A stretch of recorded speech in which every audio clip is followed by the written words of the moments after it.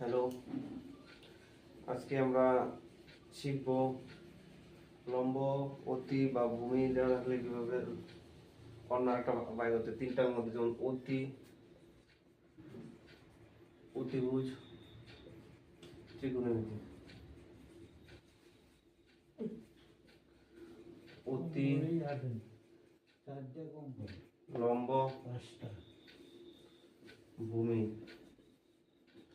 এই তিনটার মধ্যে দুইটা জানা থাকলে আটটি কিভাবে নির্ণয় করতে লাগে, কিতাবের উপগত থেকে, এটা আমরা আজকে ডিটেলসে দেখবো। অনেক সময় অতি দেওয়া থাকে, লম্ব দেওয়া থাকে, ভূমি বাই করতে লাগে।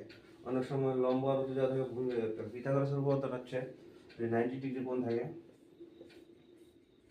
90 ডিগ্রি কোণ, 90 ডিগ্রি কোণের অপোজিটে যেটা হচ্ছে অতি, এটা লম্ব, এটা ভূমি। পিথাগোরাসের উপপাদ্যটা হলো পিথাগোরাসের উপপাদ্য অতি স্কয়ার মানে অতিভুজ, অতি স্কয়ার সমান সমান লম্ব স্কয়ার প্লাস ভূমি স্কয়ার। এটা আমি একটু ডিটেলসে করাচ্ছি। অনেক সময় অতি বাই করতে লাগে, অতি বাই করতে গেলে ডাইরেক্ট এই সূত্র দিয়ে লম্ব স্কয়ার প্লাস ভূমি, লম্ব আর ভূমির মান বসা দিলেই অতি বের হয়ে যাবে। যখন লম্ব এবং ভূমি অতি দেওয়া আছে, লম্ব বা ভূমি বাই করবো, তখন কি করবো আমরা, এইটাকে আগে লিখবো, কারণ মাঝখানে সমান সমান থাকলে ডান দিকেরটা আগে লেখা যায় টোটালটা, অথবা বাঁ দিকেরটা এদিকে টোটালটা এক্সচেঞ্জ করা যায়। তাহলে কিভাবে লিখবো, লম্ব স্কয়ার প্লাস ভূমি স্কয়ার ইকুয়াল টু অতি স্কয়ার। সমাধান অনুযায়ী আগে যখন আমার লম্ব দরকার তখন লম্বটা বাঁ দিকে রাখবো, লম্ব স্কয়ার ইকুয়াল টু অতি স্কয়ার, তো প্রথমে লিখতেই হবে অতি স্কয়ার, এদিকে প্লাস ভূমি স্কয়ার ছিল, ওদিকে গেলে কি হবে মাইনাস ভূমি স্কয়ার, ভূমি স্কয়ার। লম্ব লম্ব কোনো কিছু স্কয়ার থেকে ডাইরেক্ট যদি লম্ব হয় তাহলে কি হয়ে যাবে আন্ডার রুট, আন্ডার রুট অতি স্কয়ার বা ভূমি স্কয়ার। এভাবে আমরা বের করব।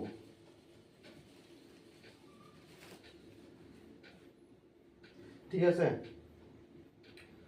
আর অনেক সময় যদি এখানে আমি লম্ব বাই করলাম, এটাকে যদি আমি ভূমি বাই করতাম তাহলে কি হইতো, একই সেম প্রসেস, ভূমিটাকে বাঁদিকে রাখবো, ভূমি স্কয়ার সমান সমান অতি স্কয়ার, ভূমি রাখলাম আমি, কি কোনটা বাকি আছে লম্ব, তাহলে লম্বটাকে আমি বাঁদিকে নেব, তো কি হবে লম্ব স্কয়ার,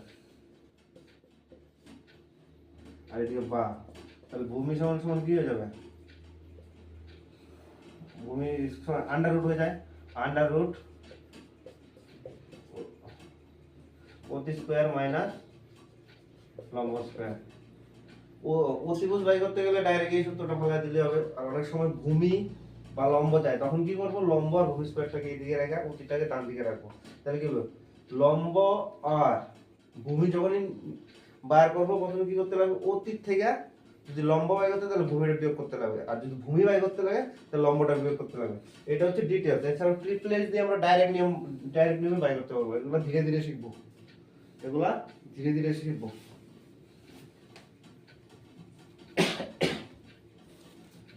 ঠিক আছে, তাহলে এই সম্বন্ধে কিছু আজকে আমরা অঙ্ক করব।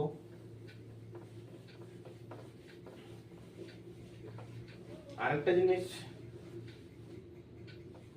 যেটা আছে, এটা সূত্রটা লিখে নিও, আমি আগে বলেছিলাম কিছু সূত্র পরে আছে, যেরকম tan theta, tan theta sin এবং cos এর দিয়া একটা সম্পর্কিত একটা সূত্র রয়েছে, tan থিটা সমান সমান sin theta by cos theta, tan theta সমান সমান sin theta by cos theta. আর cot থিটা, cot মানে tan এর উল্টা, cot থিটা সমান সমান কি হবে cos theta by sin theta, cos theta by sin theta. tan theta সমান সমান sin theta by cos theta, cot theta সমান সমান cos theta by sin theta.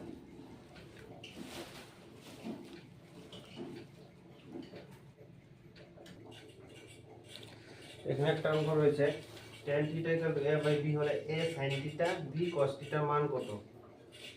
আমরা জানি কি tan থিটা সমান সমান কি লম্ব বাই ভূমি, লিখে নিলাম লম্ব বাই ভূমি, তো লম্ব কত হবে a, ভূমি কত হবে b। ঠিক আছে, লম্ব আর ভূমি জানা থাকলে আমার কি মান বাই করতে হবে? অতি আমি ডাইরেক্ট বলছিলাম, অতির জন্য কি ডাইরেক্ট সূত্র অতি স্কয়ার ইকুয়াল টু কি হয়? লম্ব স্কয়ার প্লাস ভূমি স্কয়ার। লম্ব কত? এ স্কয়ার, ভূমি কত? B square. এটা হচ্ছে অতি। আমার যখন এটা হচ্ছে অতি স্কয়ার, অতি বাই করতে গেলে কি বাই করতে হবে? অতি স্কয়ার থেকে যখন এই শুধু অতিতে আসবে তখন কি হবে? ডান দিকে যেটা থাকবে তার আন্ডার রুটে যাবে। তাহলে অতি মানে আমি পাই গেছি। এখন যেটা আমি বাই করবো এটা থেকে অঙ্ক করি। এ সাইন ডাইরেক্ট বসাবো, আপনি ভালো করে লক্ষ্য করবেন। এ সাইন থিটা, সাইন থিটা মানে কি? লম্বাতি, লম্ব বাই অতি। তো লম্ব কত? লম্ব লম্ব কত? এ ভূমার লম্ব বাই অতি। অতি কত? Root over A square plus B square plus B into cos theta. Direct বসাচ্ছি। কস থিটা মানে কি? ভূমি বাই অতি। ভূমি কত? এই যে ভূমি বি, তাহলে B by root over A square plus B square.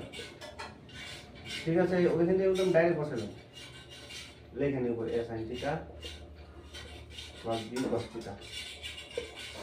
এগুলো ডাইরেক্ট বসালাম, আর লিখলাম না। ঠিক আছে, এখন আমার কি করতে হবে? উপরের সাথে এ গুণ করতে লাগবে A square by root over A square plus B square. এটা হচ্ছে B square root over A square by B square. আর কি লসাগু করতে লাগবে? লসাগু যার যার জানা নাই, লসাগু লিখে নিতে লাগবে। তো লসাগু কত হবে? দুটো একই জিনিস আছে, একই জিনিস থাকলে লসাগু যেটা আছে ওইটাই থাকবে। কি হবে? Root over A square plus B square. এটাকে ভাগ করব, ভাগ করলে কত হবে? 1। ওর সঙ্গে মিলা গেলে যেটা থাকবে 1, 1 কে এর সাথে গুণ করলে কত হবে? এ স্কয়ার প্লাস এটা সেম, এর কত হবে? বি স্কয়ার সমান সমান। এদিকে জায়গা নাই, আমি এদিকে লিখলাম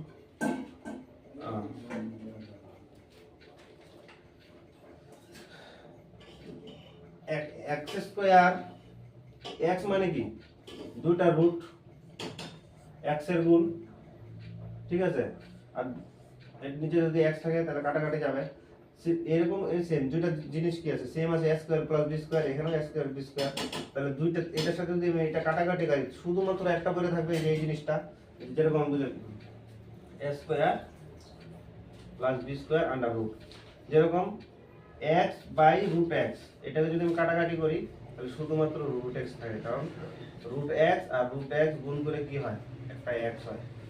ঠিক আছে, এর জন্য শুধুমাত্র কি করে থাকবো? এটার সাথে যদি এটা কাটাকাটি করি, আন্ডার রুট এ স্কয়ার প্লাস বি স্কয়ার। এটা কি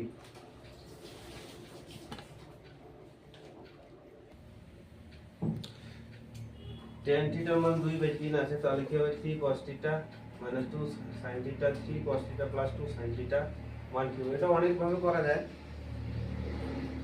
যে যেভাবে করে। tan থিটার থেকে আমি প্রথমে সেকের মান বাই করতে পারি, সেকের থেকে cos।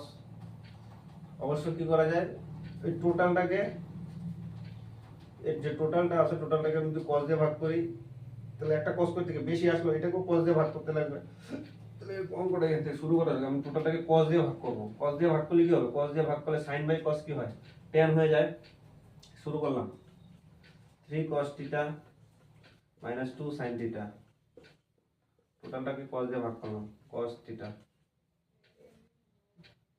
3 cos theta plus 2 sin theta, cos দিয়ে ভাগ করলাম।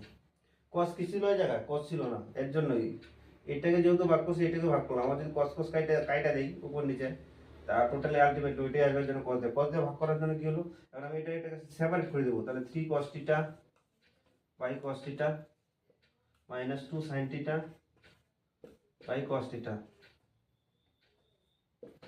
নিচেও same, 3 cos theta by cos theta plus 2 sin theta by cos theta. উপর নিচ cos cos কাটা, উপর নিচ cos cos কাটা, 3 minus sin by cos tan theta 3 plus 2 tan theta. একটু আগে একটা সূত্র লিখেছিলাম, tan থিটা সমান সমান sin theta by cos theta. sin theta by cos theta tan theta লিখলাম, 3 মাইনাস 2 ইনটু tan থিটার মান কত? 2/3, 2/3 লিখলাম। এখানেও কত? 3 প্লাস 2 ইনটু tan থিটার মান কত? 2/3। 3 মাইনাস 2 দুগুণে কত? 4/3। 3 প্লাস 3 কত 4/3, উপরে লসাগু কত 3, নিচে নাই মানে 1, 1 দিয়ে এটাকে ভাগ করলে কত 3, 3 থেকে কত 9, 9 - 4, এদিকে কত 3 থেকে 9 প্লাস 4, নিচে কত 3, 9 থেকে 4 গেল কত 5/3, এটা কত হবে 5/3, নিচে কত আছে 13/3, 5/3, 3 তো উপরে গেল কত হবে 3/13, 3 3 কাটা কত আসবে 5/13, ঠিক আছে।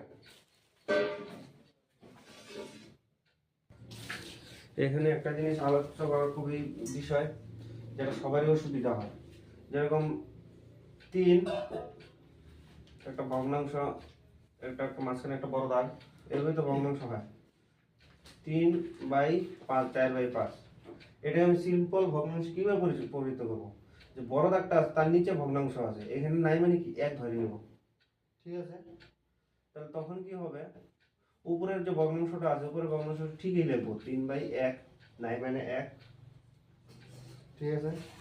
নিচেরটা কি উল্টে যাবে, এটা হবে 5/4, তাহলে কত 3 15/4, ঠিক আছে। এগুলো অসুবিধা হয়, আবার অনেক সময় এটাই আমি 3/4, নিচে বড় দাগ, বড় দাগটা কোথায় আছে ওইটা দেখতে লাগবে, নিচে আছে 5, তখন আমি কি করব, দেখতে কিন্তু একই রকম মনে হয়, তোমাকে দেখতে লাগবে প্রথম বড় দাগটা কোথায় আছে, তখন আমি কি করব, উপরে ভগ্নাংশটা যে আছে সেম 3/4 ঠিকই লিখবো, 5 এর নিচে নাই মানে 1, তখন 1 যাবে উপরে, 5 আসবে, 3/3, 3 উপরের সাথে উপরে গুণ 3, 4 5 20। আর যাদের লসাগু গসাগু জানা নেই, লসাগু গসাগু শিখে নেও, লসাগু গসাগু খুব ইম্পর্টেন্ট, লসাগু গসাগু সমাধান।